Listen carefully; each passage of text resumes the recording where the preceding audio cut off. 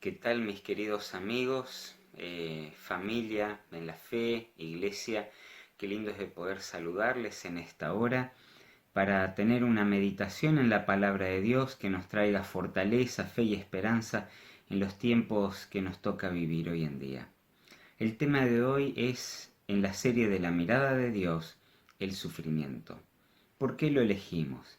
Y bueno, sin duda que estamos en una crisis mundial, nacional, por el tema del coronavirus, pero sin duda que aquí en nuestra localidad, en San Vicente Misiones, al tener la primera pérdida de Héctor, nuestro vecino y además hermano de nuestro querido pastor Jorge, sin duda que es un motivo para reflexionar en este tema tan importante acerca del sufrimiento y cuál es nuestra actitud.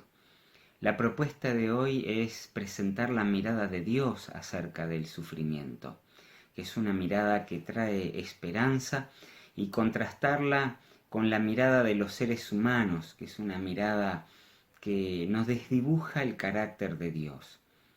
Hace algún tiempo atrás tuve la oportunidad de escuchar un sermón del pastor Roberto Badenas, hablando sobre este tema.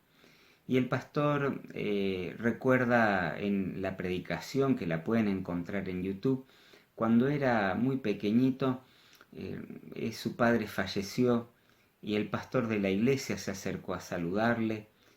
Y él recuerda claramente que las palabras del pastor en ese momento fueron hacia su mamá de algo que a él le cayó mal. Porque el pastor, con la mejor intención, le dijo: hermana, usted ahora tiene que enfrentar el dolor de la pérdida, y esto Dios le manda para que usted pueda perfeccionar su carácter.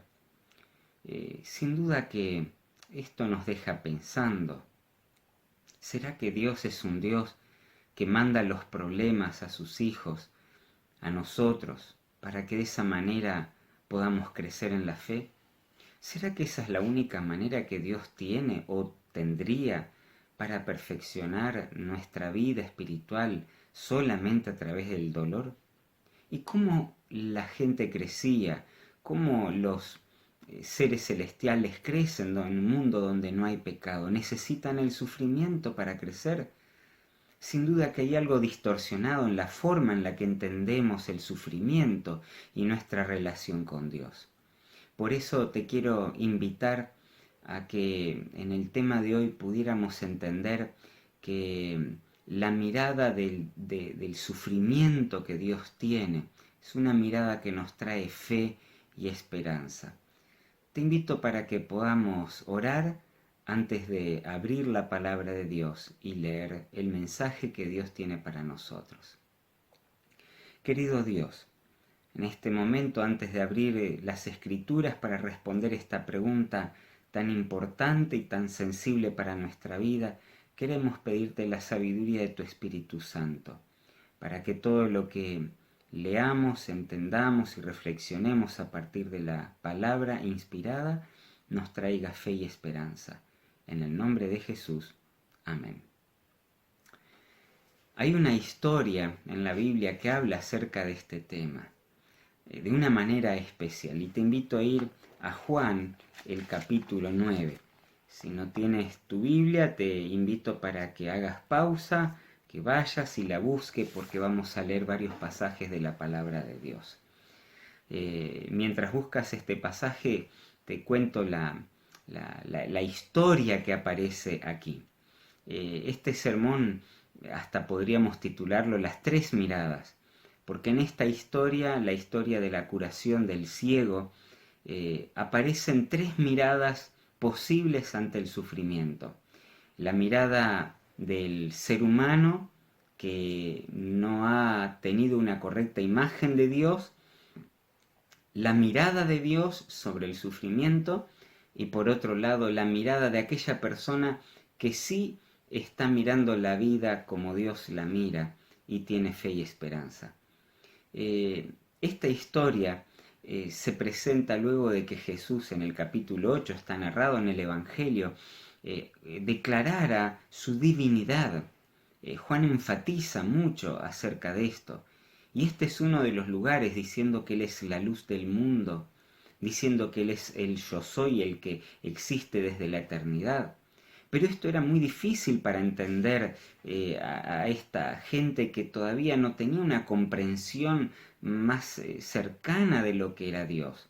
Por eso es que cuando pasan de aquel lugar donde estaba enseñando hacia el destino del recorrido de Jesús, se encuentran al ciego que estaba en ese lugar mendigando seguramente.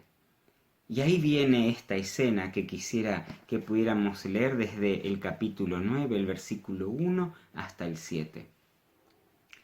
Mientras Jesús pasaba, vio a un hombre ciego de nacimiento, y sus discípulos le preguntaron diciendo: Rabí, maestro, ¿quién pecó, éste o sus padres, para que naciera ciego? Respondió Jesús: no es que pecó éste ni tampoco sus padres.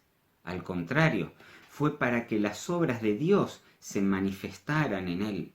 Me es preciso hacer las obras del que me envió mientras dure el día. La noche viene cuando nadie puede trabajar. Mientras yo esté en el mundo, luz soy del mundo. Dicho esto, escupió en la tierra, hizo lodo con la saliva y con el lodo untó los ojos del ciego y le dijo: ve y lávate en el estanque de Siloé, que significa el enviado. Por tanto, fue y se lavó y regresó viendo. Acá tenemos la primera parte de esta historia, que es la mirada de los discípulos, la mirada del ser humano al tema del dolor y el sufrimiento, con una imagen distorsionada de Dios.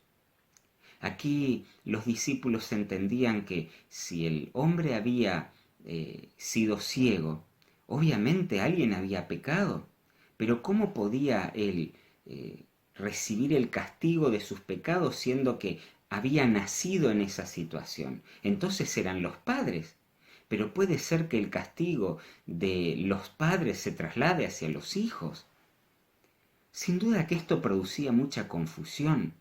Pero no es de extrañarnos, porque en la sociedad en que vivían los discípulos, inclusive en la iglesia, se pensaba de esta manera. Si nosotros vamos rápidamente al libro de Job, ahí antes de los Salmos, en esta historia tan conocida, nosotros vamos a encontrar cómo los amigos de Job entendían que el sufrimiento de este hombre, que en la Biblia se lo presenta como justo, temeroso de Dios, recto y apartado del mal, era justamente por haber tenido algún pecado oculto que nadie conocía. En el capítulo 4 de Job, Elifaz, que es uno de los tres amigos, entre comillas amigos, le dice esto a Job. Mira, le dice: recuerda por favor, ¿quién ha perecido por ser inocente? ¿De dónde han salido destruidos los rectos? ¿Cómo he visto los que harán iniquidad y siembran sufrimiento cosechan lo mismo? Perecen por el aliento de Dios y por el soplo de su ira son consumidos. Elifaz y después Sofar y Bildad, los amigos de Job, en realidad le dijeron: mirá, vos perdiste tus posesiones, perdiste a toda tu familia, perdiste la salud con esa picazón terrible que tenés, algo habrás hecho. La imagen que tenían de Dios era que Dios mandaba el sufrimiento mientras las personas vivían para darles el castigo que merecían en esta tierra. ¿Te acuerdas de la historia de Noemí, que está en el libro de Ruth? Salió con su esposo Abimelech, de la tierra de Israel hacia Moab, con sus hijos, Malón y Kelión, y en aquel lugar ellos contraen matrimonios y al poco tiempo el esposo de Noemí, primero un hijo y después el otro, mueren. La tragedia llegó a esta familia. Conocemos el recorrido de Noemí desde Moab volviendo hasta Israel. Y en dos lugares de la Biblia, en el capítulo 1 de Ruth, el versículo 13 y el 20 y el 21, Noemí hace referencia a esta imagen del ser humano mirando el sufrimiento desde una perspectiva distorsionada de Dios, como un Dios castigador que manda lo malo que manda la maldad, que manda las cosas perniciosas para la vida del ser humano. Y claro, ella dice, el mal de Dios vino sobre mí, la mano de Jehová estuvo sobre mí, el Todopoderoso levantó su mano. Y cuando llegó a Israel, sus amigos de tantos años le dicen, ¿cómo te va, Noemí? Y ella les dijo, por favor no me digan Noemí, porque Noemí significa dulzura. A partir de ahora díganme Mara, porque Dios amargó mi vida. El ser humano tiene una imagen distorsionada de Dios. Y esto no es porque Él lo hiciera de esta manera, sino porque Satanás lo incita a hacer de esta manera. Por eso que no nos debe sorprender que ahí en Juan, en el capítulo 9, aparezcan los discípulos hablando como que la ceguera en este caso era solamente un castigo de Dios. Entonces, en la imagen distorsionada de Dios para el hombre que no ha conocido profundamente al Señor, el sufrimiento es o por el castigo de Dios o por el abandono. Si Dios es todopoderoso, dicen los que piensan de esta manera, Él tiene que estar al control de todas las cosas. Y si Él está al control de las cosas y vienen las cosas malas, es porque Él lo permitió. Hay una segunda mirada. La segunda mirada es la que te invito a tener para poder encontrar un camino diferente. La mirada de Dios sobre el sufrimiento en realidad nos trae esperanza. ¿Cómo puede ser esto? ¿Sí? La mirada que Dios tiene del sufrimiento nos trae esperanza. Y te explico por qué. Porque en realidad Dios cuando mira nuestra vida, no mira nuestra vida en nuestra única existencia, sino la mira con lo que yo llamo el zoom de Dios, como que si la imagen se fuera ampliando en una cámara, en una filmadora, y esa imagen va tomando un espectro mucho más amplio. Y ahora no mira solamente el sufrimiento de una persona, sino que mira ese contexto más amplio del conflicto entre el bien y el mal. Este conflicto entre el bien y el mal ya comenzó en el cielo con Lucifer y en la tierra se trasladó de tal manera que Satanás lo que quiso hacer es hacer dudar a Eva, que de hecho lo logró, acerca de la integridad moral de Dios, del carácter de Dios, para que Eva tuviera una imagen distorsionada de Dios. Si Satanás lograba tener una imagen, formar una imagen distorsionada de Dios, Eva no podría o no se atrevería a conocer a un Dios que no le amara o que le estuviera guardando secretos. Por esta razón, Satanás busca la tentación con Eva, apartándole de Dios, y le dice, sembrando la duda, ¿ustedes saben por qué Dios les dijo que no vengan aquí a este lugar? Claro, Dios les dijo porque Él sabe que el día que ustedes coman de este árbol, sus ojos van a ser abiertos y van a ver el bien y el mal como Él lo ve. ¿Notan ustedes cómo Satanás instiga una imagen distorsionada de Dios para que el ser humano dude de Dios y que no se acerque? ¿Por qué Satanás hace eso? Porque sabe que cuando el ser humano se acerca a Dios, encuentra la fe y encuentra la esperanza. Yo me pregunto, ¿no será que Satanás ha colocado dudas en nuestra vida para que nosotros nos alejemos de Dios? Dudas acerca del carácter de Dios, acerca de su voluntad, de su propósito. Y constantemente nos preguntamos, con toda razón, ¿por qué nos pasan estas cosas? ¿Por qué me toca vivir esto a mí? ¿Por qué el sufrimiento ha llegado a nuestra casa? ¿Por qué la enfermedad? ¿Por qué la injusticia? ¿Por qué sufren los inocentes? ¿Dónde está Dios? Es hora que nosotros miremos el sufrimiento con el zoom de Dios.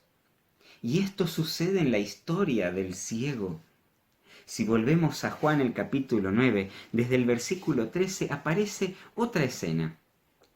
Ya el ciego ha sido curado y ahora ve.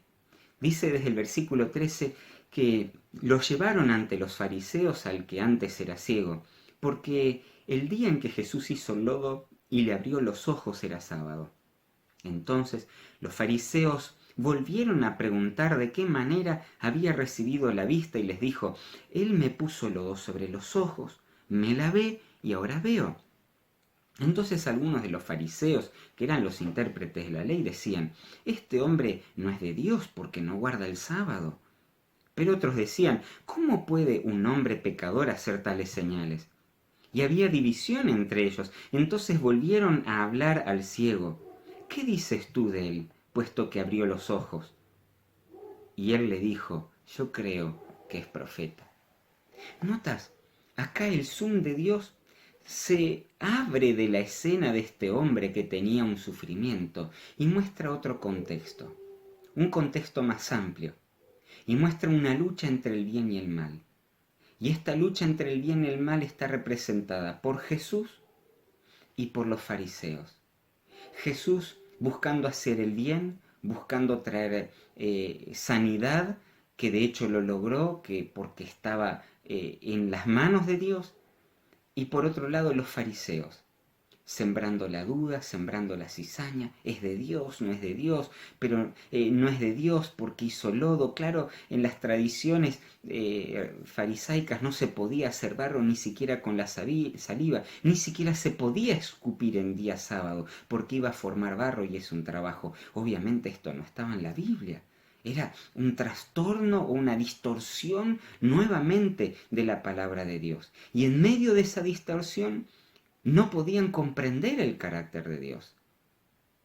En esta situación, el zoom de Dios nos muestra cómo el enemigo de Dios quiso sembrar la duda en el ciego, que era el escenario de batalla entre el conflicto del bien y del mal de Dios y Satanás personificado en Jesús y los fariseos. Este hombre tomó una decisión sabia y dijo, yo creo que el que me curó es profeta. La mirada de Dios trae esperanza. Qué desgraciada es la vida de las personas que no tienen ni fe ni esperanza. Hace un tiempo atrás estaba mirando una conferencia de Stephen Hawking, pero en realidad estaba presentada por un grupo que se llama The God Science, que está defendiendo a los científicos que creen en Dios. Y tomaba un fragmento de esa conferencia, y en esta conferencia estaba Stephen Hawking presentando su teoría acerca de la existencia de todas las cosas sin la intervención divina. Y ustedes saben que él padeció una grave enfermedad. Y cuando uno del auditorio le pregunta, ¿qué piensa usted, doctor, acerca del sufrimiento y de la esperanza? ¿Qué piensa acerca de la esperanza? Y él demoró varios segundos para responder. Y él dijo, la esperanza muere con el ser humano. Qué triste la vida de una persona así.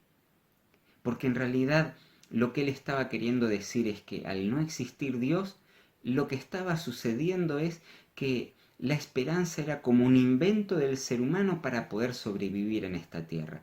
Pero termina la vida de la persona y esa esperanza inmediatamente se muere con él. El doctor John Lennox, que es un matemático, científico y gran defensor del cristianismo, hablando de estas palabras de Stephen Hawking, él dijo lo siguiente: si nosotros sacamos a Dios de la ecuación de la vida, no nos queda más que dolor y sufrimiento. Pero si nosotros colocamos a Dios en medio del dolor y el sufrimiento que nos toca vivir, no nos queda otra cosa sino que una gran esperanza. La mirada de Dios, mirando este gran conflicto entre el bien y el mal, es una mirada que genera fe y que genera esperanza. Y hay una tercera mirada. Esa tercera mirada es la mirada de una persona que ha creído en Dios y ha conocido a Dios. Cuando nosotros conocemos a Dios, entendemos el plan que tiene para nuestra vida, que está por encima de nuestra propia realidad. Abrimos el Zoom y miramos un panorama maravilloso, porque es la profecía que nos muestra el pasado, el presente y el futuro. Y nos permite encontrar en Dios nuestra única fe, nuestra única esperanza y nuestra única salida. Entonces, cuando una persona acepta la mirada de Dios en su vida, deja de tener esa distorsión del carácter de Dios en su mente y empieza a conocer a Dios tal como es. Cuando nosotros conocemos a Dios, podemos confiar en Él. Y esto fue lo que le sucedió al hombre que era ciego. Si ustedes me acompañan en Juan el capítulo 9, desde el versículo 30 se nos cuenta la otra parte de la historia. Cuando este hombre fue expulsado de la sinagoga y fue amenazado para que confiese que no creía que Jesús era el Hijo de Dios. Este hombre, ya un creyente en Jesucristo, y creyente en Jesucristo como el Mesías y como el Salvador, dijo lo siguiente, versículo 30 al 33. Respondió el hombre y les dijo: pues en esto sí tenemos una cosa maravillosa, que ustedes no sepan de dónde es Jesús. Y a mí me abrió los ojos. Sabemos que Dios no oye a los pecadores, pero si alguien es temeroso de Dios y hace su voluntad, a ese oye. Desde la eternidad nunca oyó que alguien abriera los ojos de alguno que había nacido ciego. Pero si esto no procede de Dios, ¿quién podría hacerlo? Este hombre ahora, habiendo entendido quién era Dios y habiendo conocido a Jesús y reconocido como el Mesías, ahora la esperanza que Dios le había dado, ahora la empieza a compartir. Esto es maravilloso. El que estaba ciego hace un momento, considerado una persona pecadora, él o sus padres, por lo cual llevaba esta enfermedad, ahora de repente conoce a Jesús y se transforma en alguien que da testimonio de Dios. Mira, quiero decirte que esto es lo que sucede en las personas que tienen una mirada distorsionada de Dios y por lo tanto una mirada pesimista acerca del sufrimiento, que sin duda es doloroso y es angustiante. Una cosa es hablar del dolor que sucede en el mundo de la gente que sufre, y otra cosa es cuando tu hijo es el que sufre o que se está por morir, o tu marido, o tu esposa, o el dolor y el sufrimiento llegan a tu familia. Esto fue lo que le pasó a Job, ¿recuerdas? Tenía todo y de repente perdió todo. Él mismo tenía una imagen distorsionada de Dios y llegó a decir: Dios dio, Dios quitó. Y aunque haya dicho también: sea el nombre de Dios bendito, él no entendía el camino de Dios. Acusado por sus amigos, él no entendía lo que le estaba pasando. Y en Job el capítulo 19, cuando él dijo: Señor, en realidad de oídas te había oído, y recién ahora mis ojos te ven.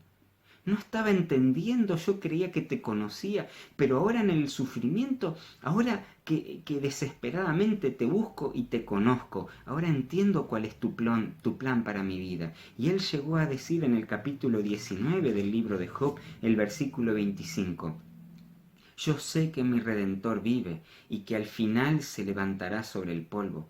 Y después que haya deshecho mi piel, en mi carne he de ver a Dios, a quien yo mismo he de ver, y lo verán mis ojos y no los de otros.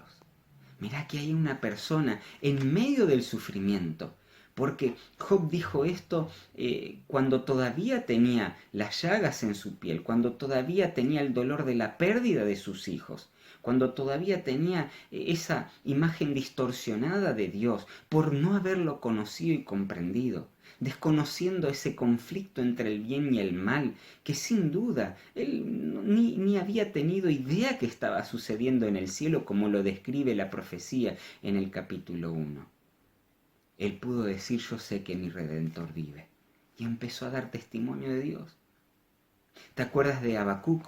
Habacuc, angustiado por la situación que estaba viviendo su pueblo, él llegó a decir en el libro que escribió de las profecías que Dios se había olvidado de él, que el Señor se había olvidado. Él entendía de que el pueblo de Israel, al ser castigado por los caldeos, estaba trayendo una imagen distorsionada de Dios. Él, en un momento angustiado por esto, por la persecución de los caldeos sobre el pueblo de Dios, no entendía por qué Dios dejaba que su pueblo sufriera de esta manera. Y le llegó a decir: Señor, eres demasiado limpio como para mirar el mal. Tú no puedes ver el agravio. ¿Por qué pues contemplas a los traidores y callas cuando el impío destruye al más justo que él? ¿Permites que los hombres sean como los peces del mar, como reptiles que no tienen quien los gobierne? Fíjate que aquí Habacuc está mirando con la mirada del hombre, que tiene una imagen distorsionada de Dios. No entiende por qué pasan las cosas, por qué suceden las cosas. En este momento aparece la mirada de Dios y en el capítulo 2 el Señor abre el zoom de la vida de esta tierra y entonces le muestra a Habacuc una profecía y le dice: esta profecía, la visión llegará y no se tardará, mas el justo por la fe vivirá. Habacuc 2:4. Cuando el Señor le muestra su plan de providencia para con sus hijos, Habacuc realiza una exclamación maravillosa. El enemigo de Dios buscó distorsionar la imagen del Señor, del Salvador, haciéndolo ver como un Dios castigador, como un Dios que oprimía a sus hijos cuando se equivocaban, y un Dios que por otro lado se había olvidado de sus hijos. De esta manera el enemigo de Dios busca distorsionar el carácter de Dios. Y cuando esto sucede, ya dijimos que el ser humano siente un recelo de Dios y de esa manera no le conoce y no busca conocerlo y pierde la oportunidad de encontrar la fe y la esperanza. Ahora, cuando miramos la vida como Dios la mira, podemos tener las palabras de Habacuc. En el capítulo 2, el versículo 20, él dijo: Jehová está en su santo templo, calle delante de él toda la tierra. Lo que él quiso decir es: ahora entiendo la justicia y el amor de Dios. Y él termina la profecía diciendo: aunque la higuera no florezca ni las vides haya fruto, aunque falle el producto del olivo y los campos no produzcan alimento, aunque se acaben las ovejas del redil y no haya vacas en los establos, con todo, dice él, yo me alegraré en el Señor y me gozaré en el Dios de mi salvación. ¡Qué maravilla!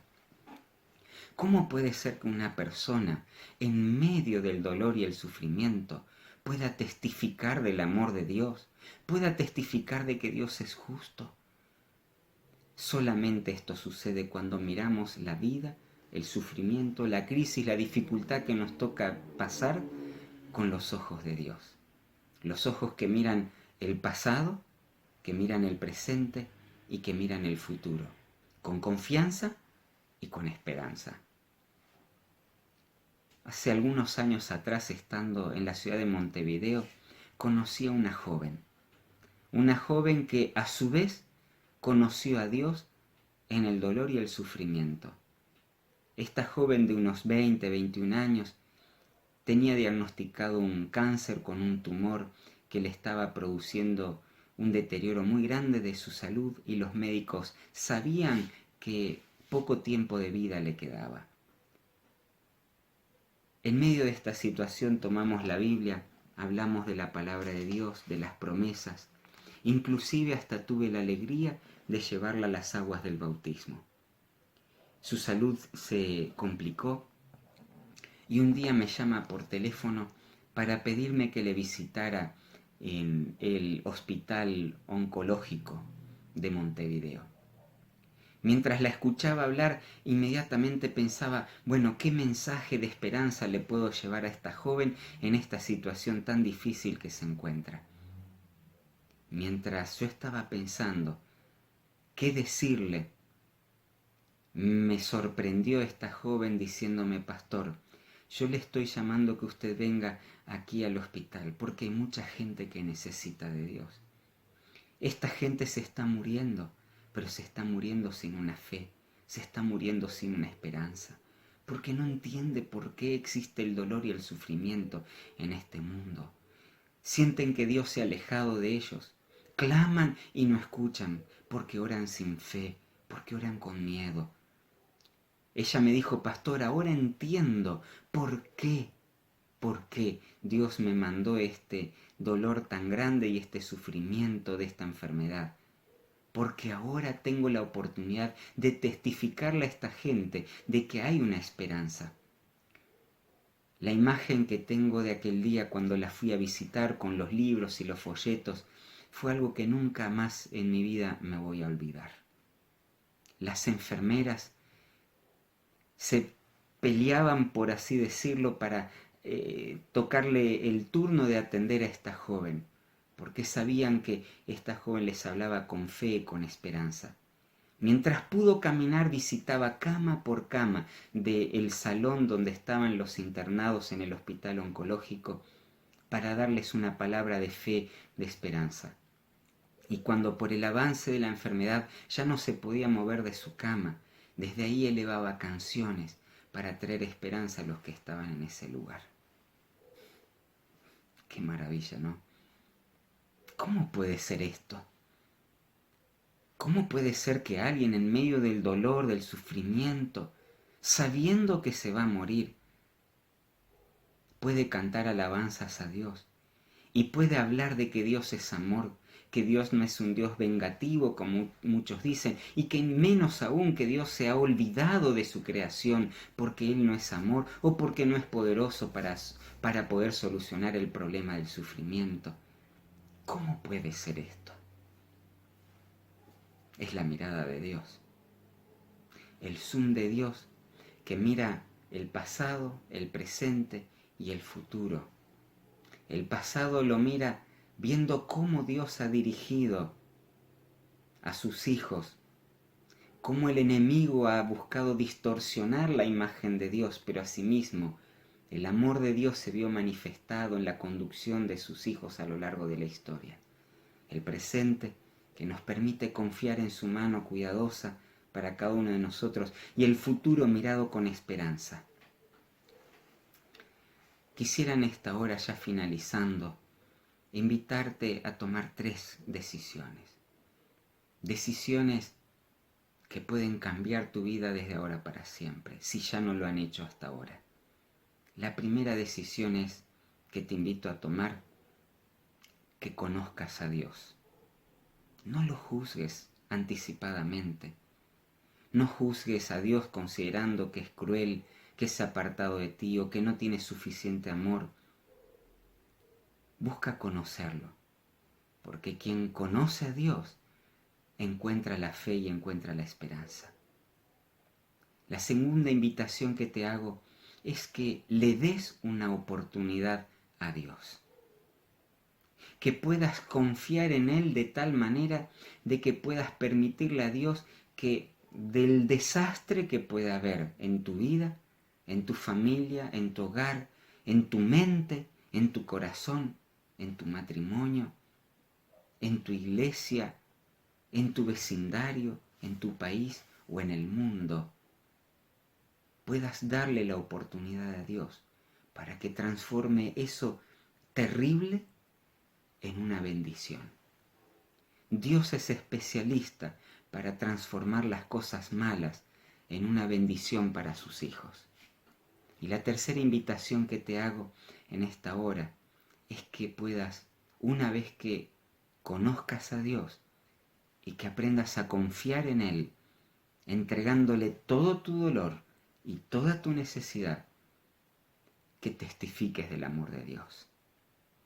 Hay muchas personas que tienen una imagen distorsionada de Dios ocasionada por el sufrimiento que Satanás colocó en las personas, haciéndoles creer que Dios les había abandonado.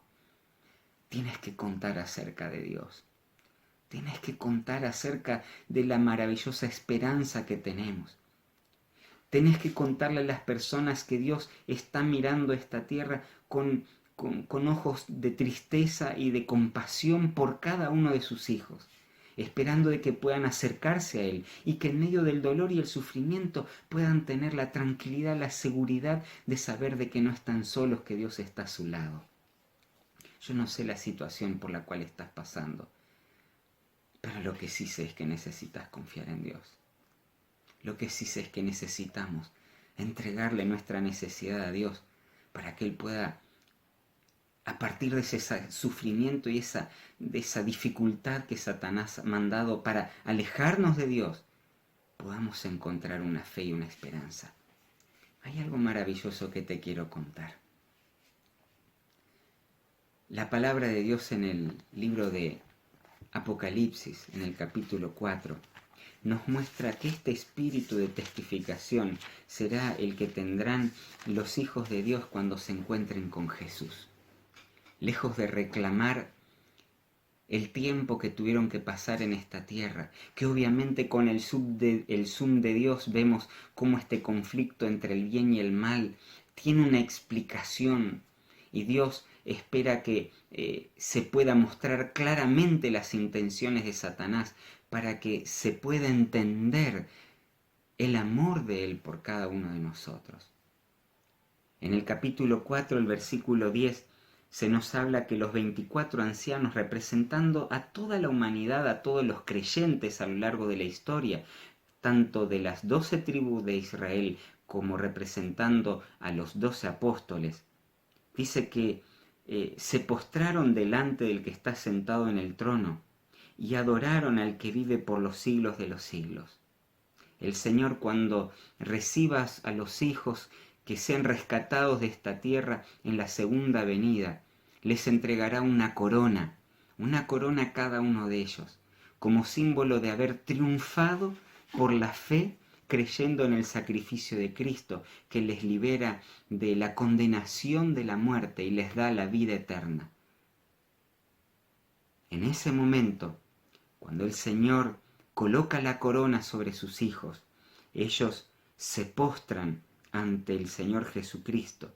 Y dice el pasaje que echan sus coronas delante del trono, diciendo: digno eres tú, oh Señor y Dios nuestro, de recibir la gloria, la honra y el poder, porque tú has creado todas las cosas, y por tu voluntad tienen ser y fueron creadas.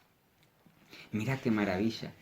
Cuando nos encontremos con el Señor, en vez de reclamar por qué vivimos tanto tiempo de angustia y de dificultades en esta tierra, el primer pensamiento que va a surgir es un pensamiento de adoración, entendiendo que esa corona que hemos recibido somos indignos de tenerla, porque todo fue por los méritos y el sacrificio de Jesús. Por el sufrimiento de Él nosotros tenemos paz y redención. Qué poco habrá sido en aquel momento el tiempo vivido en esta tierra mirando la eternidad. Con cuánta alegría y con cuánto gozo podemos mirar hacia atrás por la fe, entendiendo que Dios es digno de honra, gloria y poder. También en aquel día testificaremos del amor de Dios. Recuerda, en primer lugar, conoce a Dios, no lo juzgues. En segundo lugar, dale una oportunidad a Él, confía en Él, entrega tu dolor y tu necesidad. Y en tercer lugar, testifica del amor de Jesús. porque de esta manera llevarás fe y esperanza para aquel que todavía no conoce a Dios. Podemos orar. Querido Dios y nuestro Padre, en este momento, sabiendo de que de una u otra manera, al vivir en este mundo de pecado, la crisis, el dolor, la enfermedad, la angustia pueden tocar nuestra vida, nuestra familia, nuestro hogar. Necesitamos, Señor, en este momento, conocerte más, para entender que podemos mirar la vida con tus ojos y reconocer que hay un propósito detrás de todas las cosas, y es la restauración de nuestra vida para ya no vivir más en un mundo donde haya dolor, sufrimiento ni llanto, en un mundo donde las primeras cosas pasaron. Enséñanos a confiar en ti, en medio de la dificultad, mirar por encima de las cosas que nos pasan y entender de que tú tienes un plan maravilloso para nosotros. Y enséñanos, Señor, a testificar de tu amor, para vindicar tu nombre que ha sido distorsionado por el enemigo de nuestras almas, el enemigo del reino y del trono de nuestro Señor Jesucristo. Enséñanos a hablar con fe y con esperanza, para que las personas puedan aprender a amarte y a conocerte. Te lo pedimos en el nombre de Jesús. Amén. Mi querido amigo, mi querida amiga, familia, iglesia, que Dios te bendiga. Hasta pronto. Maranatha.